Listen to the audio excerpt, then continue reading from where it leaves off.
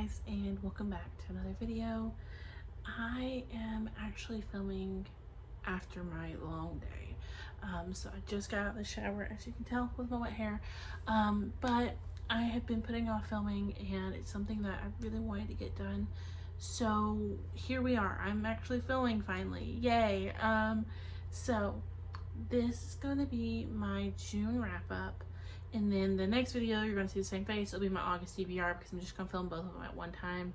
And then I'm going to carve out more time to film later this week. But I want to get these two filmed and upload to YouTube so I can do all the editing bits and administrative at work tomorrow on my lunch break. So let's get into my June and July wrap up, because I did not film one for you guys.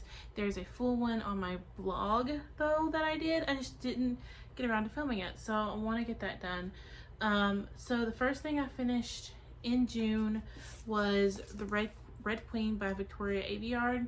I ended up giving this, I want to say 5 stars. I loved it. The ending obviously wasn't, no, maybe I gave it 4 stars. Editing Destiny, can put it right here what I actually gave it.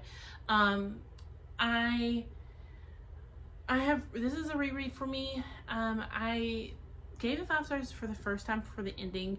I'm not going to ruin it. I know it's an old backlist book, but if you've never read it, I don't want to ruin it for you. I'm sorry if you hear Freya barking. This follows Mare. In Mare's world, there it's divided by blood. So the silver bloods and the red are normal humans. They don't have any powers or anything. Silvers are known for having powers. They are like the elite.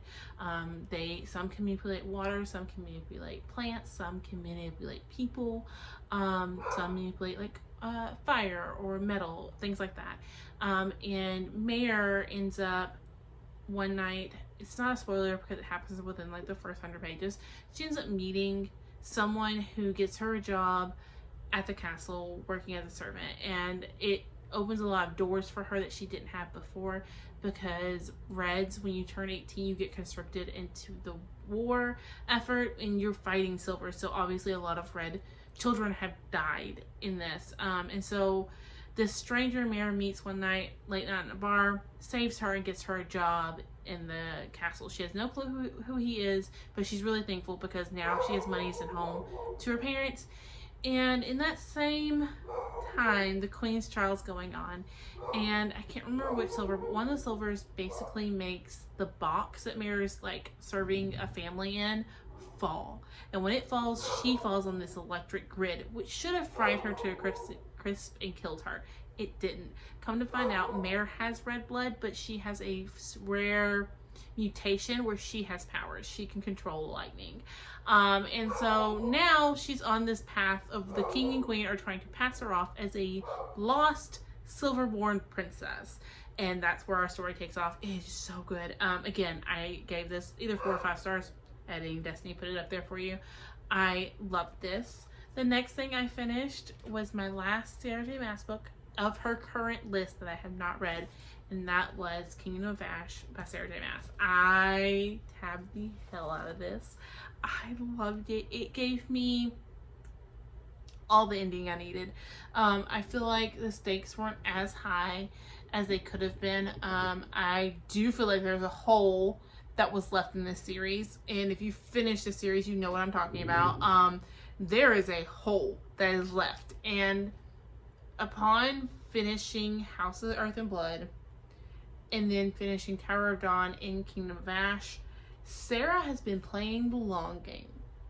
And I can, now that I've finished Crescent City, I can kind of see the long game played here. There are hints that I think allude to the newer series. I think they're all connected, which obviously there's a lot of crackpot like series and stuff. So if you want to watch that, pretty good. I highly recommend Chelsea's because it made me giggle. Like her dressing up and everything was honestly, it was awesome. I rewatched the video like twice. I'm planning on doing a whole mass reread pretty soon. I've not reread the Aquitar series since I read it the first time. And I have reread one of them. I reread Nesta Stories, A Court of Silver Flames.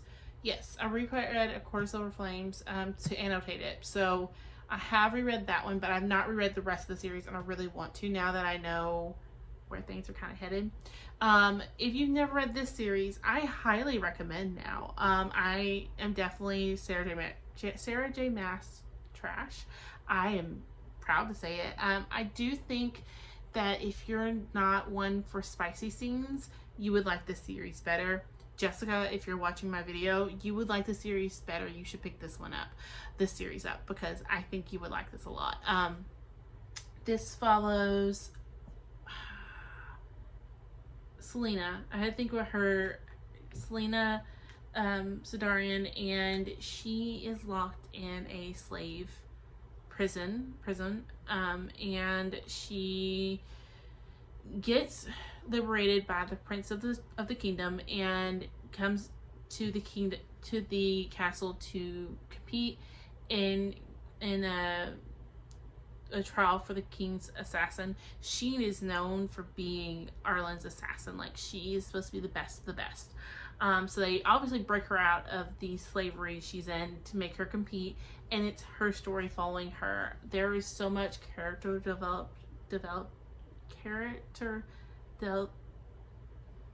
these characters develop. There we go. These characters develop so well through the series. Oh my god, I loved it so much. So fucking much. It is not like the Inner Circle is in Aquatar. The Court of Dreams they're my babies. I feel like they're my best friends. I could read them all day long. For this series, I did not get as attached to the characters, all except I would say like one, which is Manon. I got really, really attached to her, but I think it's her whole vibe. I just loved it. But I didn't get attached to these characters the way I did with Aquatar, but it's because I had read Aquatar first, I think. If I had read them in publication order and read Throne of Glass first and then read Aquatar, I think I would be attached to both. Sarah's writing developed so beautifully. It came a long way from reading Throne of Glass. Her character develop and fleshing out are so much better in later books to me than the first ones, but I love this series and I love this conclusion. It was a beautiful bow, a bow with holes, but a beautiful bow left, and I have nothing to say. Obviously I gave it 5 stars. And the second to last one I finished in June, I think. Guys, I really don't remember what I finished June, what I finished in July. And that, honestly, the next one I finished was Mr. Mercedes by Stephen King. This has taken me so long to finish, but I absolutely loved it. I highly recommend reading it via audio, because it made it a little bit more bearable. If you've never heard of this, this is I would say, detective thriller mystery. It is about Detective Hodges, Kermit Hodges, which I thought was kind of great. Kermit Bill Hodges. But he is retired and gets a letter one day in the mail from the Mercedes killer. The first, is it the prologue or is it the first chapter? Hold on, I want to be sure I'm giving y'all accurate information. It is, it's like the first part. It does not say prologue or anything like that, but it's like the gray Mercedes, this part. It only gets worse from there, just so you know. So in that part, you are watching these people struggle to find a job. They're at a job fair trying to find a job, and all of a sudden, out of the fog, early one morning, a gray Mercedes comes and just drives through these people, or standing in line to get into this job fair to try to get a job because they're going through a economic issue. And there is a baby and a mom in a sleeping bag sleeping when this happens, and so you can put the dots together. I cried so hard. I tried reading it before I had a little bit, and this time when I started it from like a couple chapters in, because I knew I already read some of the gruesome part and just didn't have the stomach to read through that again. So trigger warnings, please look them up for this. Content warnings, look it up for this book, because there should be a ton. If I decide to do a full review, I will try to do trigger warning or content warnings. I'm not very good at them because obviously my triggers aren't the same as some others. But I highly recommend looking them up. I did end up giving this 5 stars because I loved it. While I know it's not gonna be everybody's cup of tea, detective stories are definitely not my cup of tea. I loved how graphic King was with this one. I feel like we were meant to hate Brady, and I did hate Brady, and that was the whole point. You were meant not to like him, and I did not like him at all, so I did give this 5 stars. The next one I ended up finishing, actually, funny enough, was the second one in this detective series, and that is Finders Keepers. This follows Detective Hodges again, and our motley crew from the previous one, and there's a new mystery. Now, this one I only gave 3 stars. Again, I'm going to put it here because honestly, it's 9:41 at night. I do not remember what I gave these books. I do remember my 5 stars, but I do not, if it wasn't 5 stars, I don't remember. I think I gave it 3 because I was listening to the audiobook and it was halfway through and felt like nothing had happened. It was not as graphic as the Mercedes Killer, and it obviously wasn't as attention grabbing as that one was. This one follows a kid who he finds a whole bunch of books and money in a trunk behind his house. And you find out in the very beginning that this famous writer, just stopped writing all of a sudden. Just did not decide to write another book at all. But did not stop writing, just stopped publishing. And so these 3 guys break into his house, steal all of his work, steal all of his money that he's just been putting in a safe for cash because he doesn't trust the bank. And they kill him and take it all. Well, you also find out that one of the robbers, Morris kills his 2 partners at a truck stop. And then Morris gets picked up on a wholly different charge. Like, he doesn't even get picked up for murder. He gets picked up for something completely different. And so he ends up burying this trunk full of everything, and the kid finds it. Now Pete is on the run from Morris and trying to wrap in our detective to try to help him figure it out. It's not as much of who done it, because you know who did it. You just don't know how it's going to end. And so wasn't my favorite that I've read from King so far. I do have End of Watch, which goes back to Brady from the first book, so I'm excited to go back into that. I just haven't had a chance to pick up the audiobook because I haven't wanted to, and you'll find out why here in a second. But I did finish this and I gave it 3 stars. The next one I think I read in June. This is my July-June crossover, and that is Neon Gauze by Katie Roberts. This is a Persephone and Hades retelling with Smexy time. That's all I really want to read lately. That's been my kind of motif lately. That's been what I've been picking up, and so I read this. I gave it 5 stars. Persephone is running from Zeus. In this Olympus, though, we're not talking about the actual gods who have powers, and like, it's not like I can't think of it now. I'll put it on the screen. I know what it looks like. I can picture it in my head. Touch of Darkness. It's not like that where you're talking about the actual gods. This is basically like legacy roles. So Zeus is not the actual all-powerful Zeus. This is he's actually just a legacy role. He inherited that title. Persephone's mother inherits the title of Dionysus, and that's how this happens. Hades is meant to be a boogeyman. Zeus 30 years ago went in and killed the current, what you think is the current Hades, and his mother, and supposedly their son. Really, their son lived. And Zeus knows this. He's just been keeping him kind of in the background so he can control more. And as Persephone is running from Zeus's men who are trying to force her to marry him and become the next Hera, she runs across the river Styx into the arms of Hades. And that's kind of how this goes. They start a sex pact to keep her away from Zeus, because Hades says how do you put it? If I dirty Zeus's plaything, he won't want it. And Persephone goes, yes, let's do that. Like, I don't want him to want me. I just want to leave Olympus and be done. And that is it's so good. It's only like less than 400 pages. It's so good. And I love, there's so many quotes in here that I had marked. Let's see if I can find the first one that I thought was hilarious and kept. Nope. Okay. Okay, so Persephone's talking to Hades, and she says, even if I'm not your type, I'm sure you can close your eyes and think of England or whatever the boogeyman does when you engage in cardinal activities. And then there was one about Persephone I loved. Oh, I love this quote, this line. Silly me for thinking you're among the percentage of human population that doesn't worship the altar of the hymen. Talking about her virginity, because he has a problem that she's not a virgin.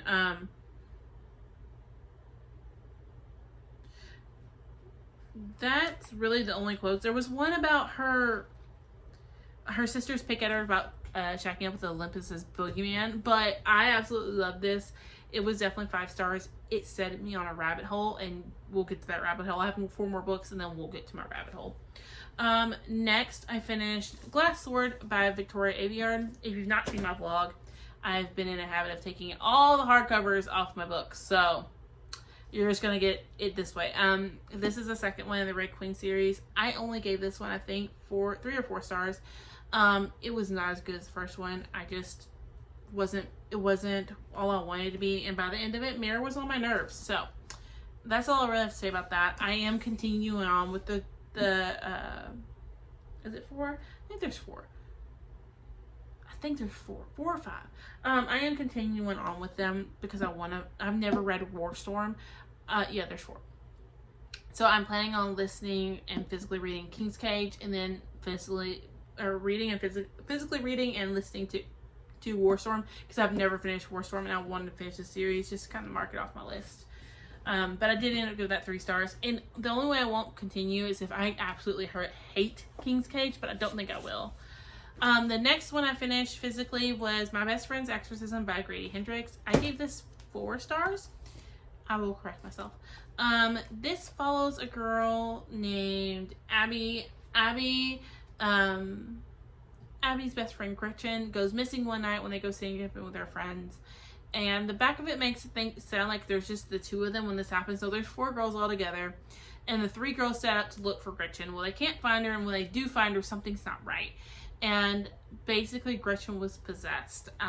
It is so good. I gave it, like I said, I think I gave it 4 stars. I enjoyed it a lot. I think I would have enjoyed it more if I was into the 80s. If you like Stranger Things, I highly recommend picking this up. I think you would really, really enjoy it. From what I understand from the show, I've not watched it. I do want to say that I've not watched it, but from what I understand about the show, you would really enjoy this. I've read Grady Hendrix before. I will continue to read him. I know he has a new one coming out, I think, this year, and I can't wait to pick it up because honestly, I actually really enjoyed myself with this one. The next one I finished is one that honestly I didn't like. I can say that. I started it and didn't really care for it, and then went ahead and continued through it and finished it just to say I did it, because I got so close to the end. And that is Queen of the Concord by Kaysen Callender. This is the first book I can say that I've started of a series that I'm not planning on continuing. It is about a girl named Rose. Sorgeny? I could be saying that all kinds of wrong. She lives on islands that are owned by obviously white people. And she just happens to be African American. She has dark skin, as she refers to it. And she has slaves of her own. And her mother died. Her mother married her father. And that's how they came to be in power. One night, her whole family is killed and wiped out. And she sets on a revenge plot. What I I did not like about this at all is that she did not sympathize with her people at all. She did not try to give them any kind of leeway. She didn't see herself in them. She saw herself as better than them throughout this entire book. That never changes. And it just pissed me off a little bit. Like, there's no redeeming qualities about her that made me want to keep reading. I honestly kept reading because I wanted to know who was killing everybody so I could give them a pat on the back, because that was my favorite part, is that they kept killing people. And honestly, I didn't finish it. I finished it not that long ago, and I can't remember how it ended. At all. I don't remember.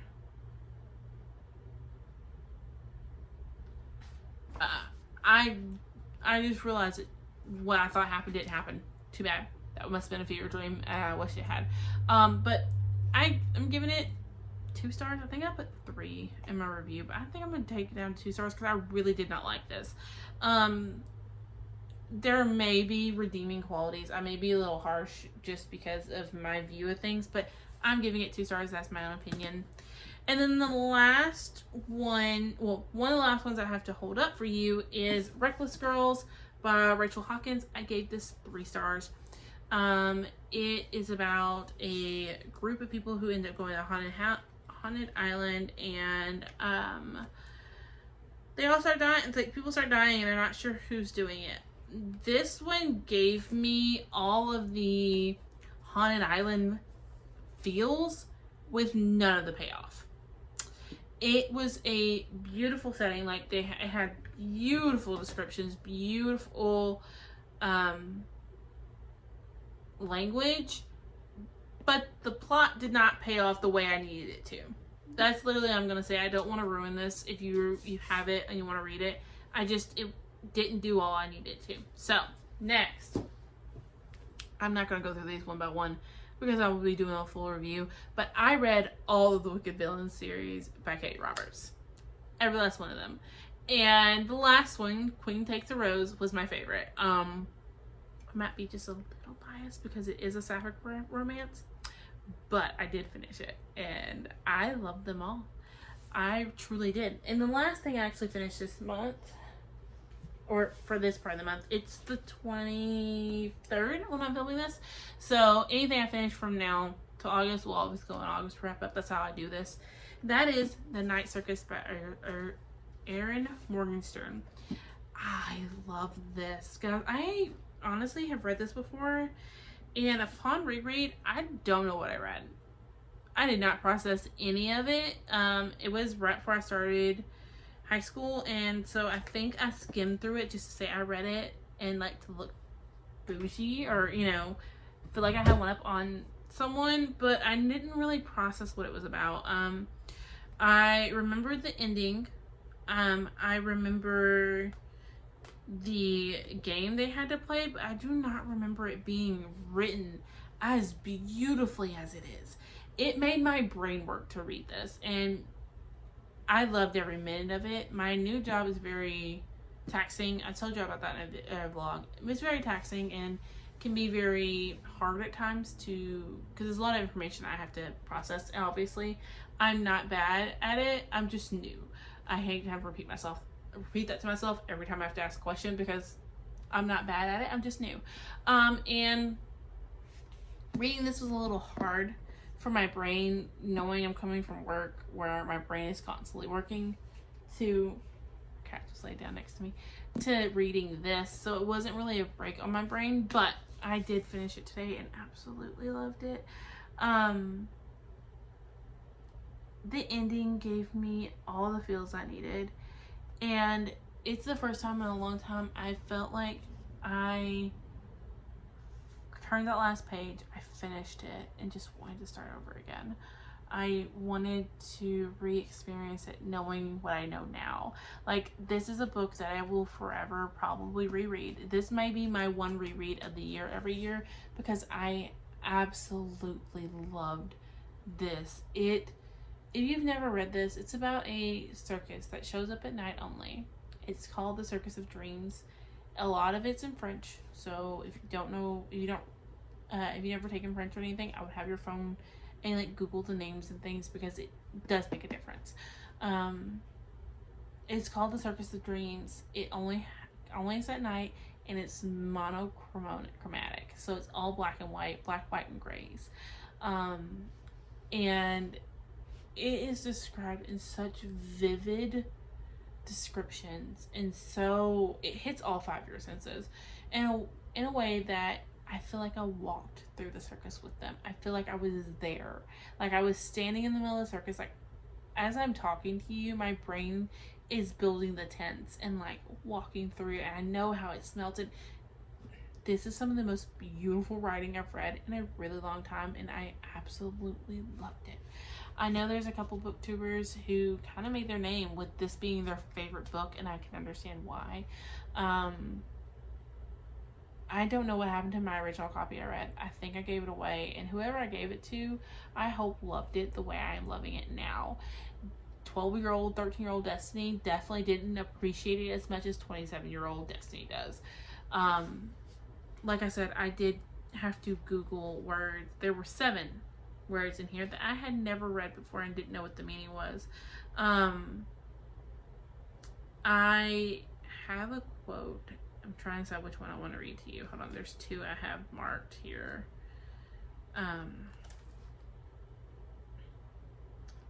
We're gonna read this one. So, my favorite quote of this book. No maidens in need of rescue. Most maidens are perfectly capable of rescuing themselves in my experience, at least the ones worthy of something in any case. The beasts have taken different forms and are difficult to recognize for what they are. Good and evil are a great deal more complex than a princess and a dragon, or a wolf and a scarlet-clad little girl. And is not the dragon a hero of his own story? Is not the wolf simply acting as a wolf should act? There is magic in that. It is the listener, for each and every ear will be different, and it will affect them in ways they can never predict. From the mundane to the profound, you may tell a tale that takes up a residence in someone's soul, becomes their blood and and self and purpose. That tale will move them and drive them, and who knows what they might do because of it, because of your words. That is your role, your gift. Just beautiful writing, like the most beautiful. This book will live with me forever. Is probably one of the few I've ever highlighted. I actually highlighted passages in this, and the words I didn't know I highlighted. And I took my time with this, and I appreciate it so much more than if I had just read right through it. The other quote I was gonna read, I wasn't gonna read to you, but I'm going to go ahead. And it is, secrets have power, and that power diminishes when they are shared. So they are best kept and kept well. Sharing secrets, real secrets, important ones, with even one person will change them. Writing them down is worse, because who can tell how many eyes might see them inscribed on paper, no matter how careful you might be with it. So it's really best to keep your secrets when you have them, for their own good and as well as yours. Just beautiful writing. And like I said, when this circus is described, there are passages in here where it's like you're walking through the circus, you're experiencing this, and each of those hits all 5 senses. So it tells you what it smelled like, it tells you what the ground felt like on your feet. Like, you can vividly imagine walking through the circus or experiencing what it's describing to you, because it hits all 5. Read the book. I'm gonna stop there because it's already 10 o'clock. Read the book. I highly recommend reading this book.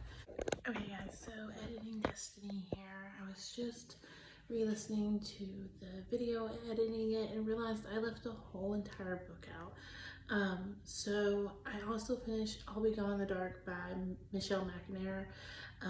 I listened to this one and absolutely loved it. I actually listened to it and physically read it because I checked out the physical book from the library, and I honestly loved every minute of it. It is very much a memoir mixed to true crime, and I feel like I sat down with a good girlfriend and listened to her talk about her newest obsession, and listened to her retell the the facts of a case and like listen to her hyperfix it and try to figure out who did it.